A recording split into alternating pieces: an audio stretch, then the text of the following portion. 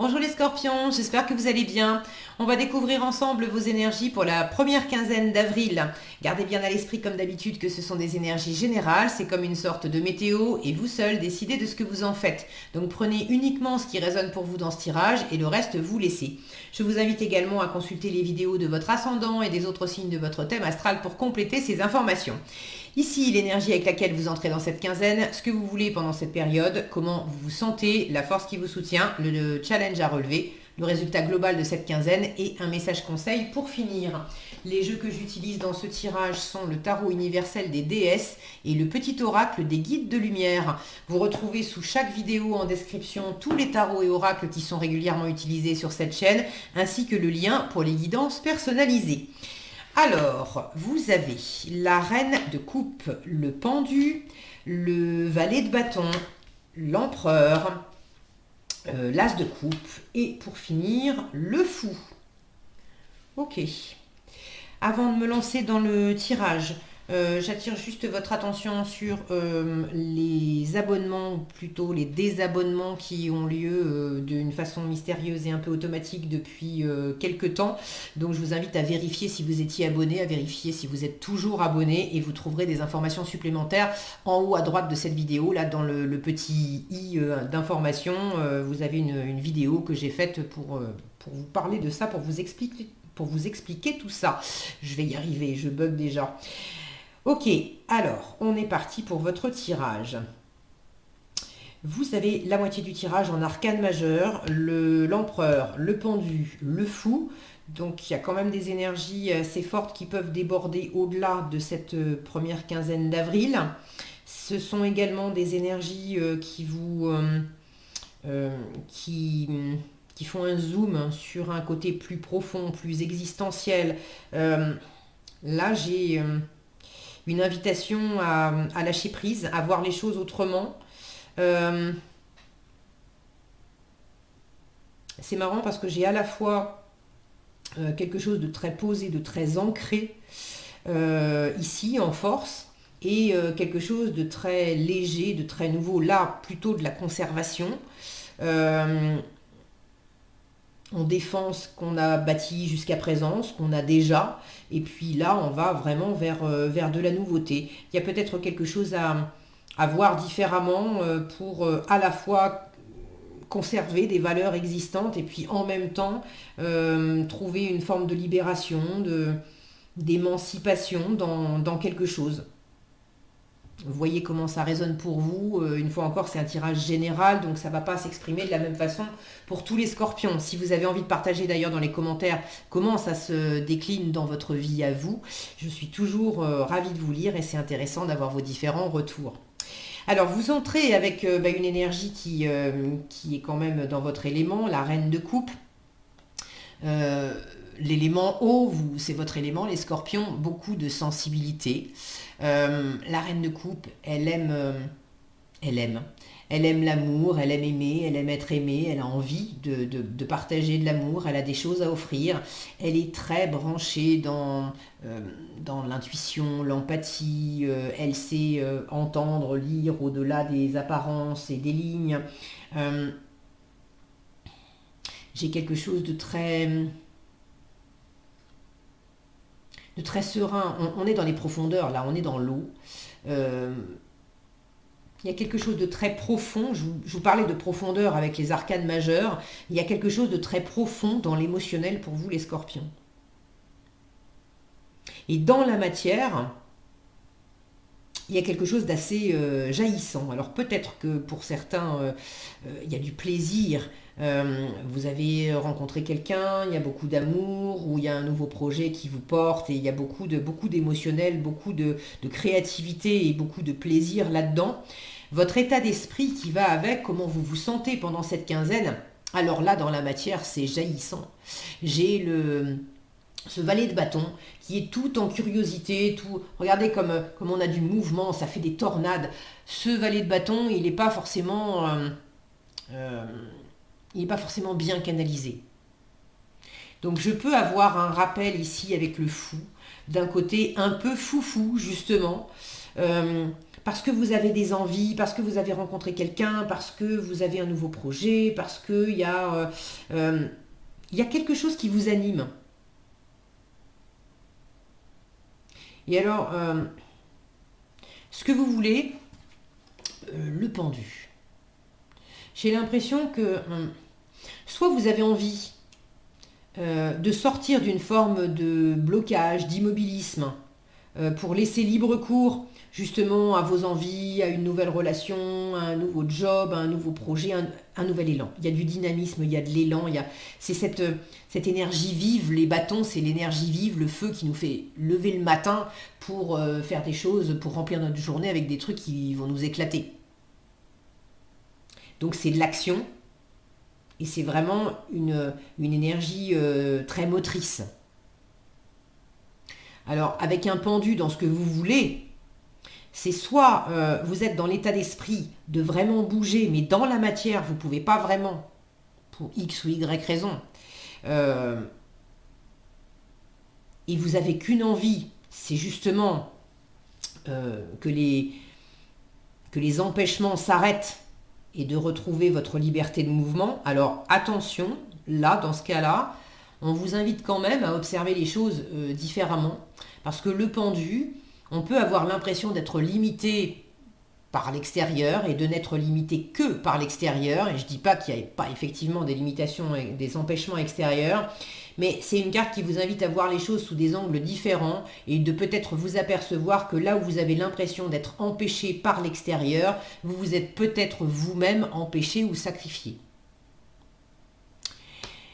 Donc pour certains, il y a une envie de bouger, il y a cette force vive et une envie de bouger, alors que pour l'instant, vous ne pouvez pas et vous avez l'impression de ne pas pouvoir bouger. Pour d'autres, vous êtes peut-être tellement animé par des choses qui sont nouvelles que vous avez au contraire envie de faire une pause pour digérer. Peut-être certains, vous êtes au démarrage d'une nouvelle relation ou d'un nouveau job. Alors c'est génial, ça vous éclate. Mais en même temps, ça vous fait l'effet d'un tourbillon et vous aimeriez bien pouvoir faire pause par moment, histoire de prendre le temps de digérer les choses, de prendre le temps de comprendre ce qui vous arrive, de discerner comment vous allez évoluer avec cette nouveauté, avec ces envies.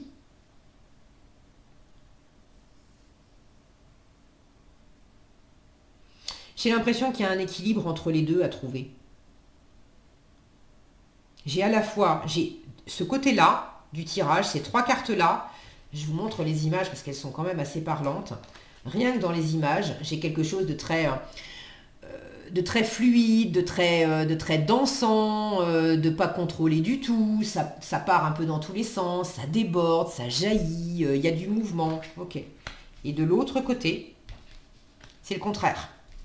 Là, j'ai trois cartes qui sont très posées. Ici, cette reine de coupe, elle est assise tranquillement. Là, on a un pendu qui bouge pas beaucoup, il est pendu. Là, on a un empereur qui est raide et droit dans ses bottes, là, en train de défendre avec un bouclier.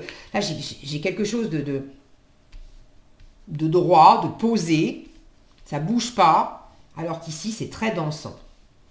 Alors, dans quelle mesure, pendant cette quinzaine, vous allez passer de quelque chose d'assez figé à quelque chose qui bouge, et qui bouge parce qu'il y a de la nouveauté.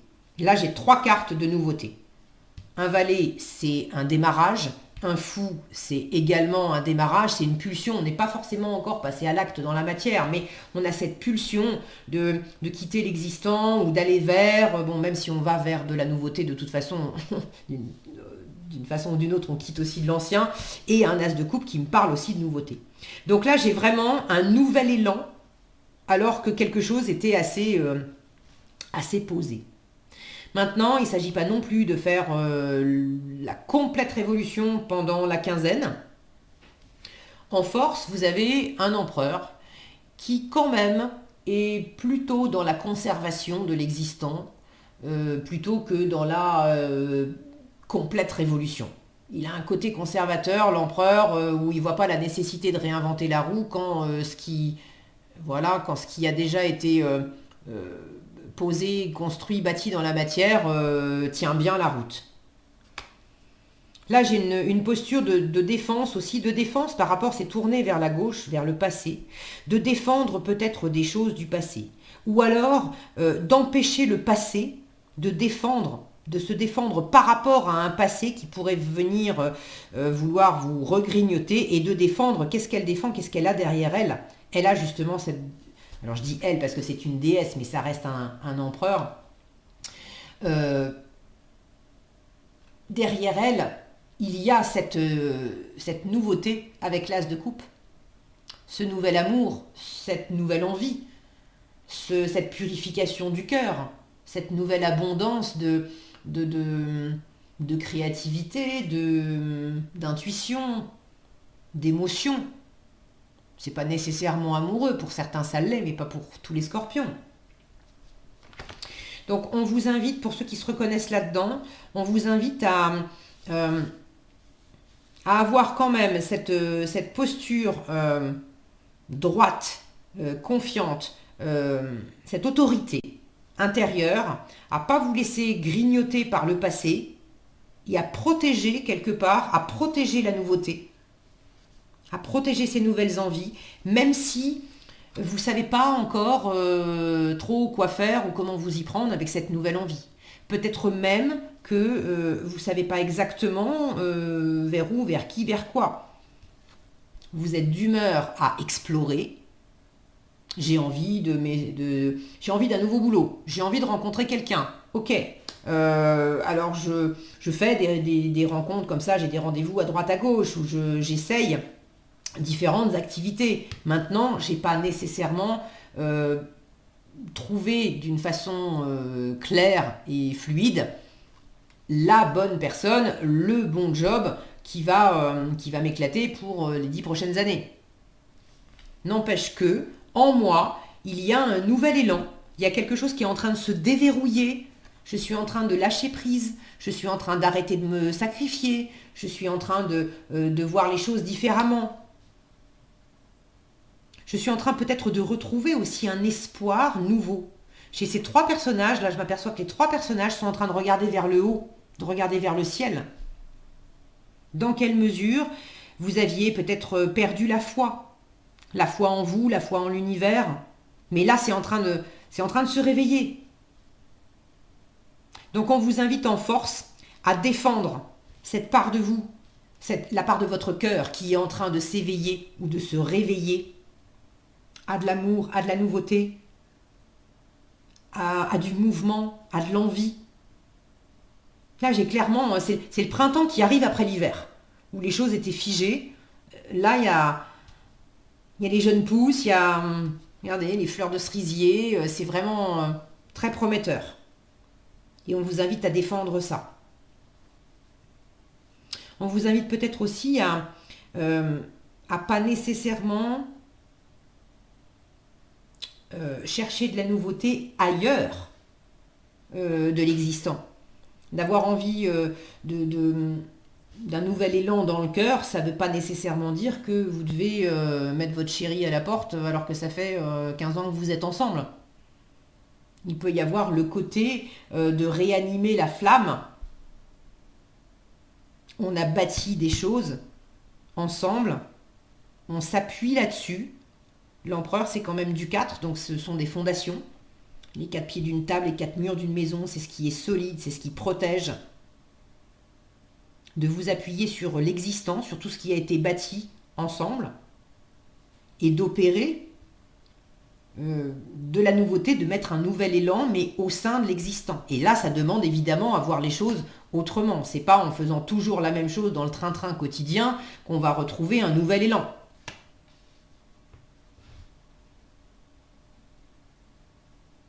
Ça peut passer par des choses simples aussi. Hein.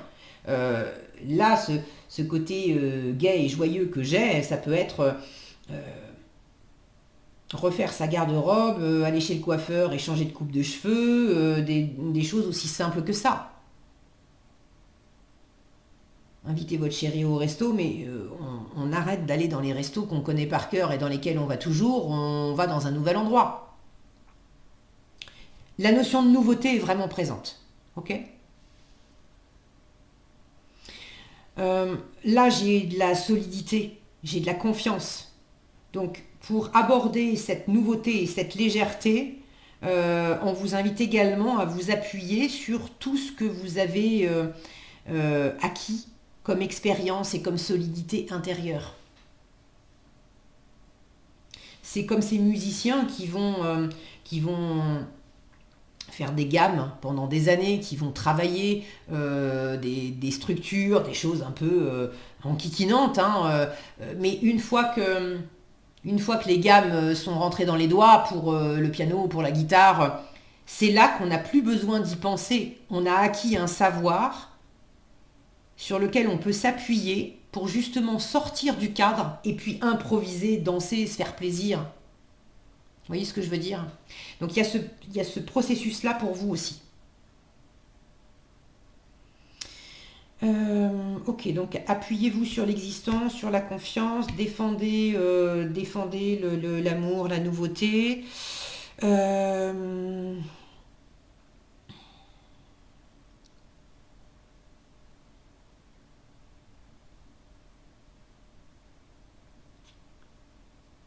Là, j'ai cette notion d'être entouré aussi, hein. Alors, de garder le contrôle, c'est quand même l'empereur, c'est lui le chef. Et puis là, il n'est pas tout seul, il a son armée avec lui. Donc, de ne pas avancer tout seul dans la situation. Il y a une ou plusieurs personnes qui ont les mêmes valeurs que vous et qui ont à cœur aussi de défendre les mêmes choses que vous. Il y a un côté très mûr, très expérimenté chez l'empereur. Et là, je peux avoir un côté justement immature, pas mûr, parce que un côté foufou, où ça part un peu dans tous les sens. Donc vous êtes animé par de la nouveauté, très bien, par de l'envie, de la curiosité, très bien, mais on vous invite quand même à pas perdre le sens des réalités, à pas perdre le contrôle, il ne s'agit pas d'être rabat-joie, mais de ne pas faire n'importe quoi non plus.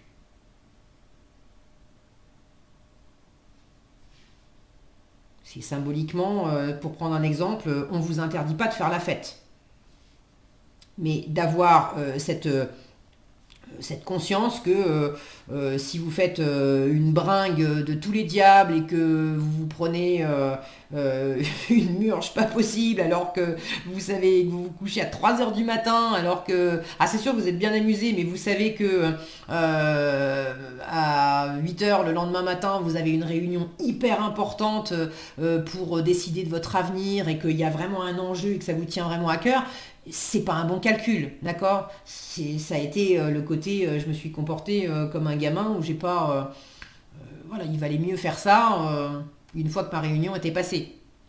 Bon, prenez comme ça résonne pour vous, mais j'ai vraiment cette notion de pas vous empêcher de profiter, mais de faire les choses aussi d'une façon bien posée. Alors, en conseil, éprouve de la gratitude.